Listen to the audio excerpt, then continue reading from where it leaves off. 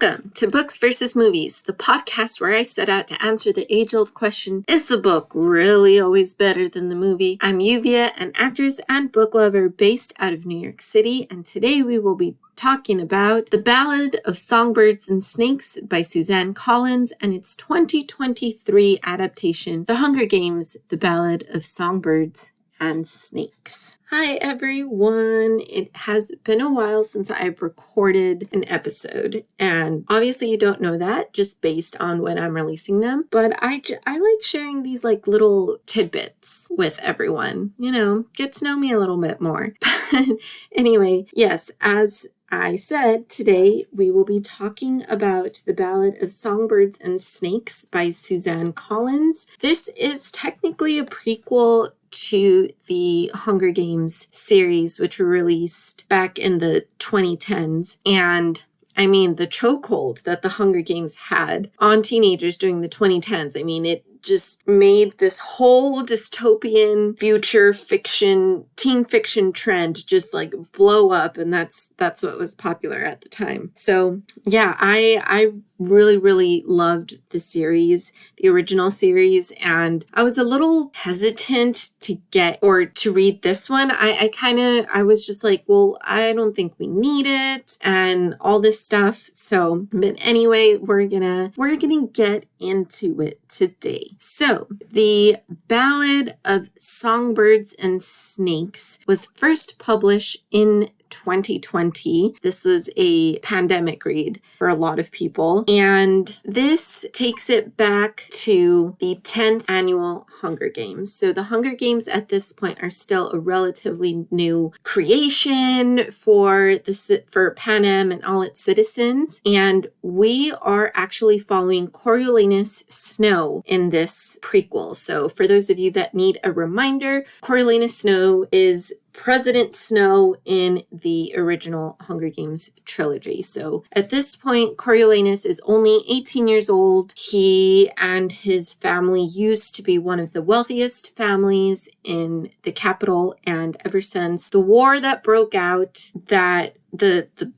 between the capital and the districts originally, he and his parents his mother died when she was giving birth to him, but his dad was this really famous war hero that passed away during that war, and they were victims of the war in that they lost all their money. So all things considered, considering what ended up happening to the districts, losing all your money is obviously not that bad. But if you live in the capital, yes, being poor is something you want to avoid amongst the capital and all its glitz and glamour and everything. Coriolanus is getting ready to graduate, and he desperately needs the scholarship that is being awarded to the highest ranking student so he can go to the university without any issues. Otherwise, there's no way he can afford to go. Unfortunately, this year's final project means that the top students of the graduating class have to be a mentor to the kids chosen to compete in the Hunger Games. This mentoring system is a brand new thing being introduced to the games. People are not interested in watching the games, and they have to find a way to keep these games, the game makers have to find a way to keep these games going and keep the citizens interested. So they enlist the help of the top 24 students to become mentors in the games, and Coriolanus drew the short end of the stick by being paired with the female tribute from District 12. That is the absolute worst person he could be paired with. The odds of her winning are low. The odds are not in their favor at all. But Coriolanus, little by little, finds ways to make his tribute work in his favor. And as he grows closer to her, he starts developing feelings for her, and he kind of has to decide whether he wants to be with her or if he wants to follow his ambitions of eventually bringing power back to to his family. The 2023 adaptation, The Hunger Games, The Ballad of Songbirds and Snakes, that's the official title, follows Coriolanus Snow as he mentors and develops feelings for the female District 12 tribute during the 10th annual Hunger Games. So yeah, this is a pretty faithful adaptation. This is, I believe, the longest Hunger Games book and the longest Hunger Games film. And the reason for that is because the director, Francis Lawrence,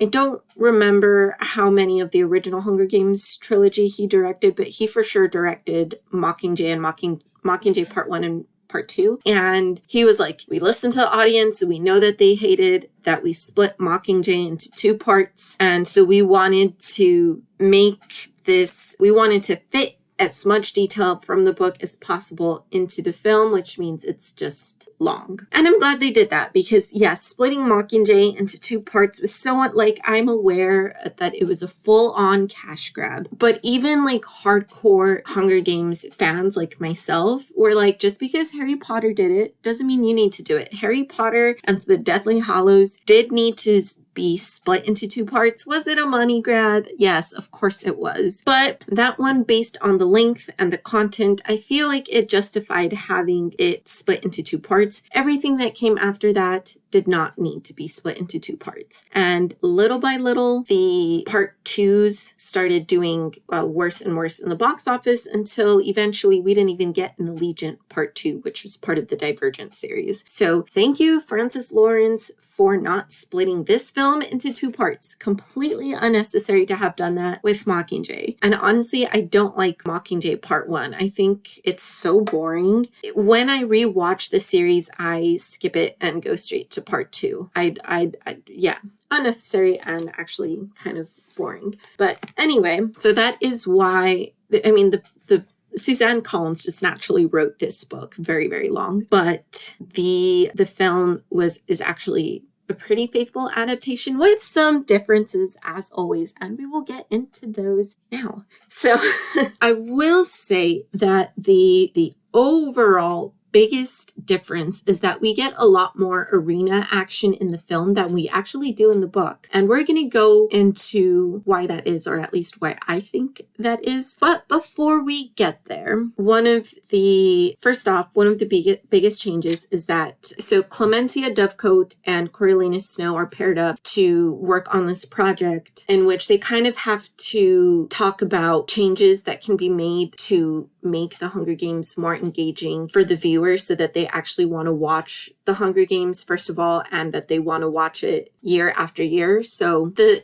10th annual Hunger Games is actually, as the Hunger Games have gone on, the viewership of the games has dropped, and the Capitol really wants to stick it to the districts and make sure that these games keep on going. But there obviously, like all things, there's no way to keep it going if there's no one interested in watching it. So Clemencia and Coriolanus are kind of tasked with coming up with possible ideas as to how they can keep that viewership going. In the film, well, in both, Coriolanus does all the work, but in the film, Clemencia is like, oh my gosh, like, I'm so sorry, I completely forgot and I didn't work on this with you. What are we presenting? And he tells her everything he tells her everything that's in the paper, and their plan is that they take turns presenting it, but, she needs to be aware of what is being discussed. But when they show up, Clemencia actually starts taking all the credit. She's just like, oh yeah, like this is what I came up with and blah, blah, blah. And Dr. Gaul, who is the head game maker, is like, oh, well, thank you for that insight, Clemencia. I am going to prove, if you are telling the truth that you really did come up with this, here's what you need to do. And she drops the paper into this big vat of mutts that, again, mutts are mutations, and these are all just snakes, but they've been mutated to the point where they can smell. Like if you don't want them to attack you, you incorporate your smell somehow in there and they know not to attack you. So she drops the paper in there, and obviously it only smells like Coriolanus because Coriolanus is the one that did all the work. She drops it in there and she's like, if you're telling the truth, the snakes won't attack you. So Clemencia obviously is not gonna like back off. So she reaches in there and she gets attacked. And that is the last we see of her. We don't really know what happens to her in the film. We do find out what happens to her in the book, and I will get into that. But yes, Clemencia takes all the credit, and she's proven to be a liar, and she's punished for that. In the book, Clemencia doesn't take all the credit for the assignment. They actually do go in and present it as a co-project, and Dr. Gaul's like, okay, great. So if you both really did work on this, same thing, the snakes won't bite you. And so Clemencia does still end up getting bitten by a snake. And in the film, she doesn't return. That's, as I said, that's the last we see of Clemencia. But in the book, she does eventually return, and she's completely traumatized by what happened. You know, she's been poisoned and in the hospital for like weeks. But she does eventually return, and she has, I mean, at this point, she is assigned a tribute, but her tribute is like long dead. And yes, so that's, I think, like the biggest change that happens before we get into the games. Most of the changes do happen while we are in the arena. And like I said, the main reason for that is because we get a lot more arena action in the book. I mean, in the film than we do in the book. And the main reason for that, I think, is just the arena is exciting. And for casual Hunger Games fans, they are here for the arena. They're not here for the backstory. They are there to see the Hunger Games. So for entertainment purposes, it makes sense to keep a lot of the action in the arena, which is what we're used to. But yeah, so the book is different from the original trilogy in that it is told from the third person point of view as opposed to the first person point of view. So the first 3 books were obviously written from Katniss's perspective. So the little sprinklings that were added in the film were just to kind of explain what Katniss thinks is probably happening, and it kind of just reaffirms as well what the audience already knows. But in the book is actually written from the third person point of view, but it does focus exclusively on Coriolanus. So we don't get a lot of arena action other than what he sees on the screens as a mentor. So there are, again, I don't remember the names of all the tributes because, first of all, in the film, there's like, since the focus is Coriolanus and Lucy, who's the other main character, we'll get to talking to her in a little bit. Like in the film and the book, like they're like, we have all these names thrown at us, and then spoiler alert, more than half of them die before the games even get started. And then so we don't need to know their names. And then the ones that do make it into the arena, I mean, Coriolanus just cares about Lucy, so we don't really focus on any of the other tributes. So I'm going to refer to them more so by their fates in the arena. Again, we're in the arena. There's going to be a lot of spoilers. So if you don't want to know what happens in the arena, now is your time to turn back. But anyway, so yes, I'm not going to refer to them by names, mainly because I don't remember their names. Just letting you know. So there is one girl who is sick from the moment she arrives. And in the book, that is how she meets her fate. She's coughing and coughing and coughing, and then she just dies. Whatever she had, whether it be a flu or I don't know. I'm just going to say she died of the flu. I honestly don't know if that's what she died of, but she was sick and she was coughing a lot and there was no blood when she coughed. So it's not like tuberculosis. So I'm going to say like she died of the flu, untreated flu. That's how she dies in the book. In the film, she is the victim of poison. Lucy Gray is the District 12 tribute that's paired with Coriolanus. And before she goes into the arena, he gives her some poison. And she meant the poison for the tributes that have teamed up and are looking to hunt her down because she's the popular one, and it's obvious that she's the popular one, so they want her to die. So all these like waters get delivered, so she poisons one of the water bottles, and the sick girl ends up drinking the water. And there's a different tribute that actually ends up dying in this way in the book, but we'll get to that. So the coughing girl actually dies of the sickness in the book, and in the film she is accidentally poisoned by Lucy Gray. In the film and the book, Coriolanus is like, don't you dare team up with Jessup. Jessup is the male tribute from District 12. He's like, don't you dare team up with Jessup. It is safer if you fend for yourself. So, and like, eventually you have to turn on each other. So don't you dare team up with him. And of course, in the film, Lucy defies Coriolanus and he kind of tells her like, escape to the tunnels and just hide there. So in the film, she grabs Jessup and takes him into the tunnels with her. He's a little weakened at this point.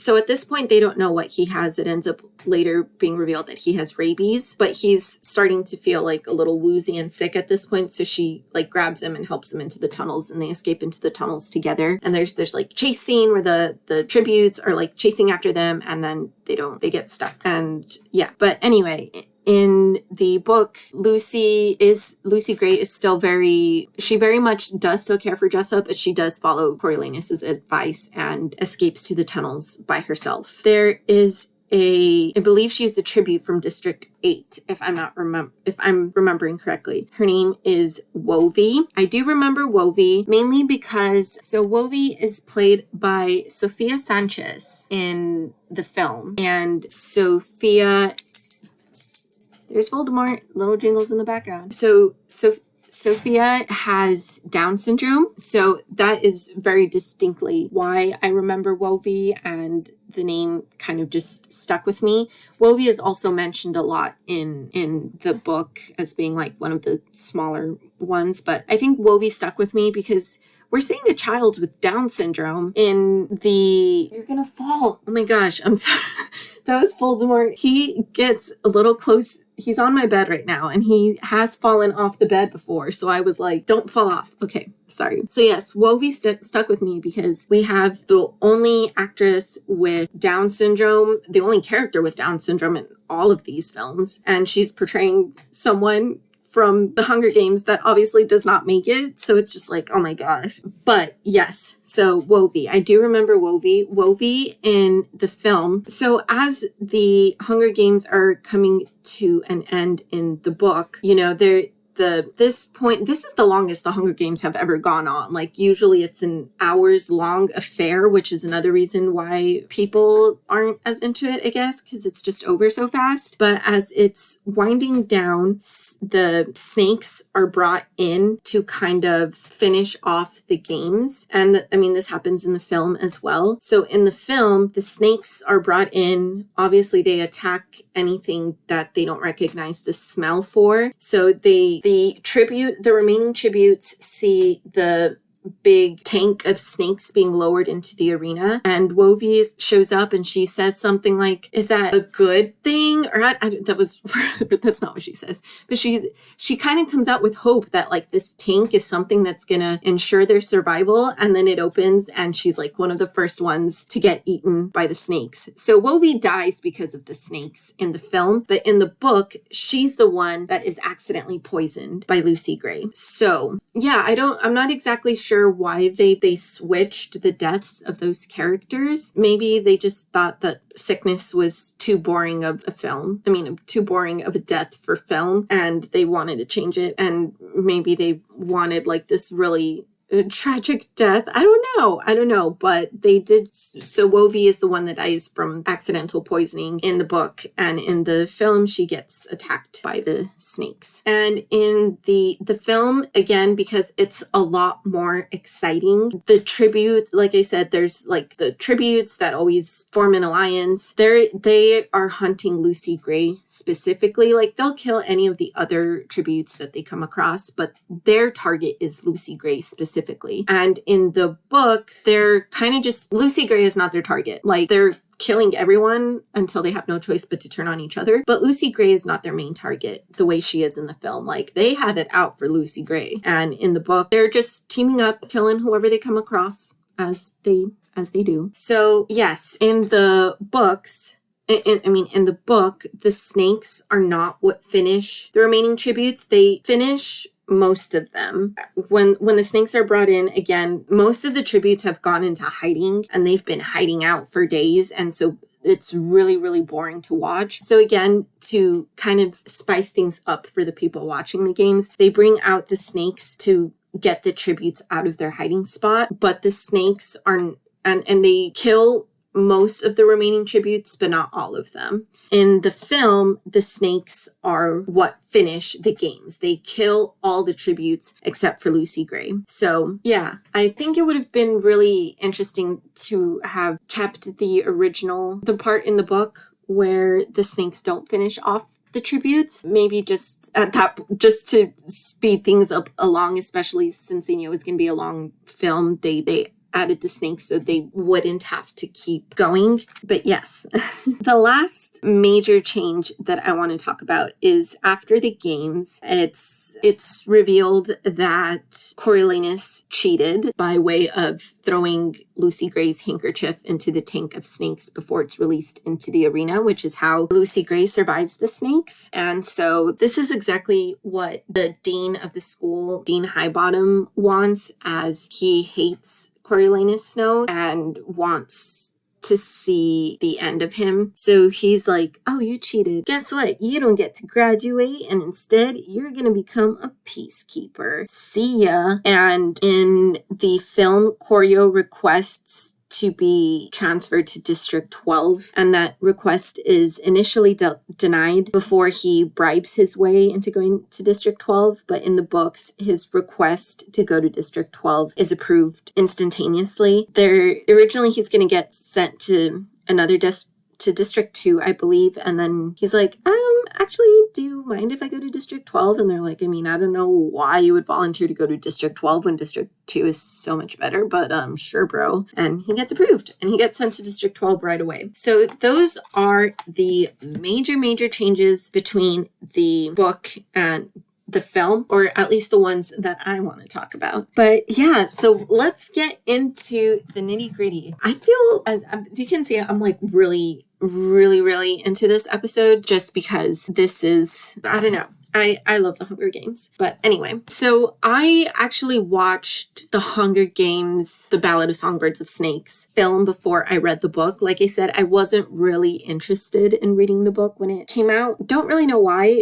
I was just like, we don't need a prequel. It's not necessary. So it's okay to leave franchises behind sometimes. So that was kind of like my reasoning for not being as interested in it. So honestly, the main reason I ended up watching the Hunger Games movie was because I am an AMC Stubs member, and they were like, if you watch this movie, you get an additional 1,000 points on your account. And like, obviously the more points you have, you can use it to redeem on like popcorn and stuff. So I'm being totally honest, and I say that was my main reasoning for watching the film. I was not opposed to watching it, but I was also, like I said, I was like, I don't need to watch it. And then I actually ended up really liking it. And I was like, I mean, I watched the films and I have to read the book for the podcast. So that is the story of what happened there. But yeah, I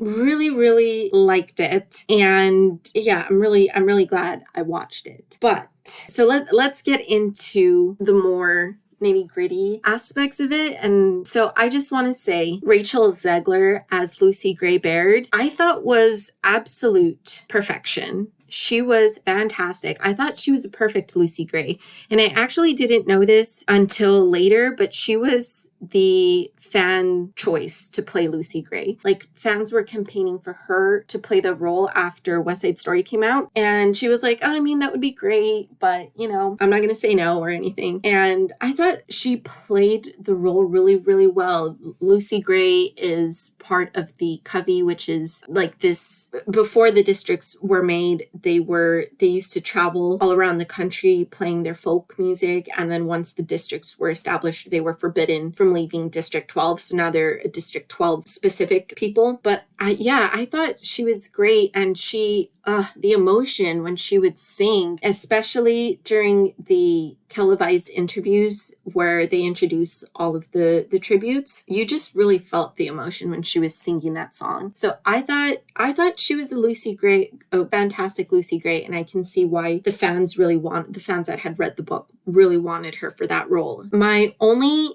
criticism with her performance is her dialect. She had a really, really, really thick Southern drawl, a little too thick and a little too mumbly at parts where I missed what she was saying. I couldn't understand what she was saying. And again, I'm watching this in theaters with like fantastic speakers. And I was still like, not sure what you just said just then. For the most part, though, I did understand all her dialogue. There were quite a few moments when I was just like, I have no idea what you just said. So that's my only critique of her performance. But otherwise, I thought she was the perfect Lucy Greybeard. Tom Blythe is Coriolanus Snow. I thought he was great as well. So the Coriolanus in the book, I feel like I don't even know how to describe it. Like his feelings for Lucy Gray definitely seemed a lot more manufactured than what Tom Blythe brought to the role. Like his feelings for Lucy Gray seemed very, very genuine. And so the ending, since I hadn't read the book at that point, was just like, I don't know, it just seemed, I felt like it was a bigger betrayal for Lucy Gray because his feelings did seem very, very genuine towards her. And I still don't know how calculating he actually was in the film, because like I said, Tom Blythe just brought this like authenticity, and he was like so cunning, but he's one of those that, obviously you know that Coriolanus Snow is going to turn into a villain if you've read the trilogy, but you know how I've complained a lot about, like, for example, Max Minghella in Horns and Hugh Grant in The Undoing, how like as soon as they were revealed to be the villains, they kind of started like, haha, I was the villain, like their portrayal switched like a little too much, where it's like, okay, like we know you're the villain, you don't need to play up the fact that you're a villain now that it's revealed that you're the villain. Like with him, I didn't get that at all. Like he was just like, when it hits you that all his feelings might not have been real, it's just like, how could you betray me? I know you were going to, because you do become President Snow, but how could you do this to me? And in the book, I felt like it was a little bit more obvious that he's gonna turn into what he's going to turn into. So, because even like Donald Sutherland as President Snow, as this old man, still kind of had like this charm and charisma to him, even though he's like so, ugh. So yeah, I really appreciated that about Tom's performance. So that's really all I have to talk about performance-wise. This is a very, very stacked cast, and Viola Davis is Dr. Call. You can't go wrong with.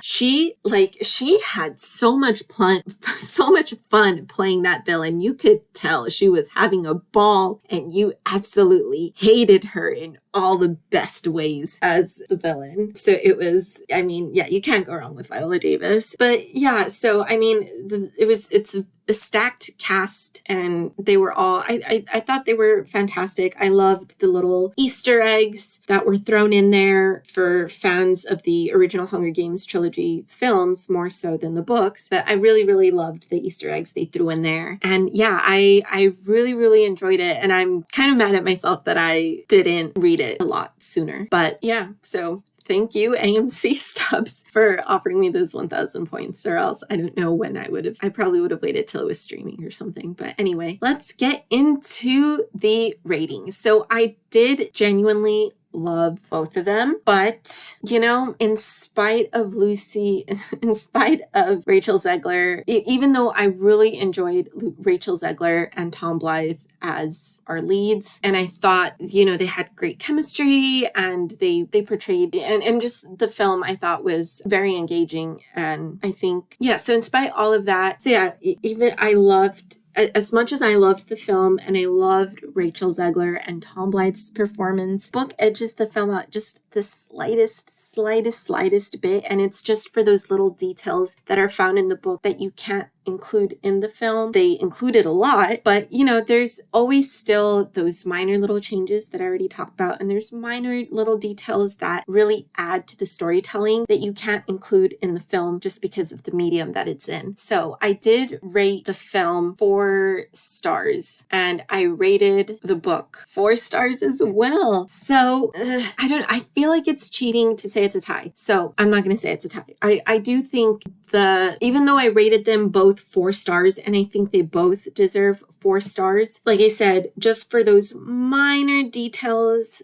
that they changed in the film and those minor details that they couldn't include, the book does edge it out just the tiniest little bit. But I will say, I think they are both fantastic and they are both worth checking out. But let's make it official. The winner of this round is the book. So yes, but check them both out. I think they're both worth it. And yeah, I don't have at this point my next book that I'm going to discuss on the podcast. I think I know, but I don't want to say it and then have it change at the last second. So that being said, thank you for tuning in. Please rate and review this podcast wherever you are listening to it, and tell all your friends about it. Let them know. This podcast has become such a passion project of mine, and it would really mean the world if you would share my passion with your friends. So yeah, I do this all by myself. I record it, I edit it, I do everything